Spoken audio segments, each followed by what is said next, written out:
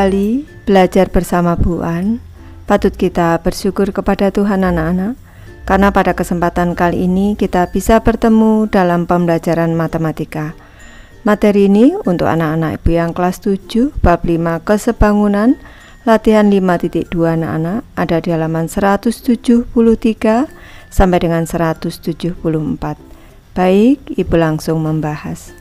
Soal nomor 1 anak-anak, untuk setiap pasangan gambar berikut tentukan apakah pasangan gambar tersebut sebangun atau tidak sebangun. Sebelum memulai membahas soalnya satu persatu, Ibu beri tambahan penjelasan di sebelah kanan. Syarat 2 bangun datar yang sebangun, ini bisa lebih dari 2 bangun anak-anak. Yang ke-1, bentuk secara umum sama. Yang kedua, sisi-sisi yang bersesuaian perbandingannya sama atau proporsional. Dan yang ketiga, sudut-sudut yang bersesuaian sama besar. Ibu mulai dari soal A. Ini secara umum bentuknya sama anak-anak. Ini sama-sama persegi. Ini keempat sisinya sama panjang dan juga keempat sudutnya siku-siku. Perlu Ibu beri tambahan penjelasan apabila 2 bangun itu merupakan 2 bangun datar yang beraturan anak-anak, segitiga sama sisi, persegi, segi 5 sama sisi, bisa juga lingkaran, segi 6 sama sisi, itu merupakan 2 bangun yang sebangun atau bangun-bangun yang sebangun. 2 persegi merupakan bangun yang sebangun anak-anak ini. Jadi ini Ibu tulis sebangun.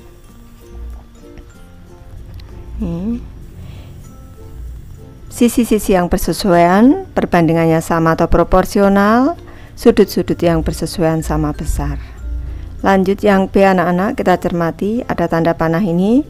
Ini kalau kita cermati secara sekilas bentuk umumnya sudah tidak sama anak-anak. Ini pendek, di sini panjang.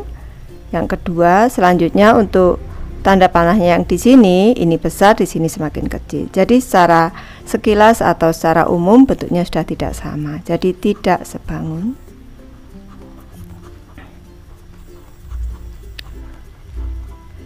Tidak sebangun. Kalau yang C kita cermati, ini secara umum bentuknya sama anak-anak. Ini berarti sebangun.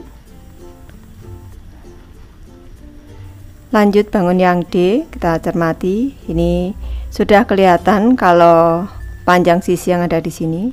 Ini yang ada di sini, ini tidak proporsional, perbandingannya tidak sama dengan yang ada di sini anak-anak. Ini. Maka ini secara umum sudah kelihatan kalau bangunnya tidak sama, berarti tidak sebangun.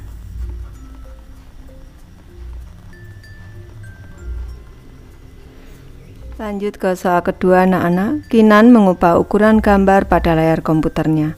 Manakah gambar yang sebangun dengan gambar asli? Kita cermati gambar aslinya. Ini kalau secara sekilas sudah jelas anak-anak, yang sebangun adalah gambar A di sini nih. Ini yang sebangun. Kalau di sini anak-anak, ini jelas ini sudutnya siku-siku semua, yang A, B, C ini siku-siku. Tetapi kalau kita cermati, untuk perbandingan sisi-sisinya yang proporsional adalah yang A. Jadi pilihan jawaban yang tepat yang A.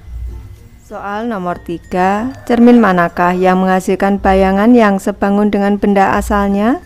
Kita cermati, untuk yang A, ini cerminnya merupakan cermin datar anak-anak, cermin yang biasa kita gunakan untuk bercermin. Selanjutnya yang B, ini kita cermati, tampak bayangannya sudah berbeda anak-anak. Di sini digambarkan cerminnya merupakan cermin cekung. Contoh sederhana cermin cekung itu bagian dalam dari sendok itu anak-anak. Itu contoh sederhana dari cermin cekung. Bentuk bayangannya ini tidak sebangun dengan benda aslinya atau orang aslinya, gambar orang aslinya. Selanjutnya yang C, kita cermati. Di sini ini gambar cerminnya adalah cermin cembung anak-anak. Di sini untuk sifat bayangan pada cermin cembung ini kalau kita biasanya pada kaca spion anak-anak, ini tidak sebangun dengan benda aslinya anak-anak. Maka cermin yang menghasilkan bayangan yang sebangun dengan benda asalnya adalah yang anak-anak pada cermin datar. Baik, Ibu sudah selesai membahas materi ini. Terima kasih anak-anak sudah menonton. Semoga ini bermanfaat, membantu anak-anak belajar. Terima kasih.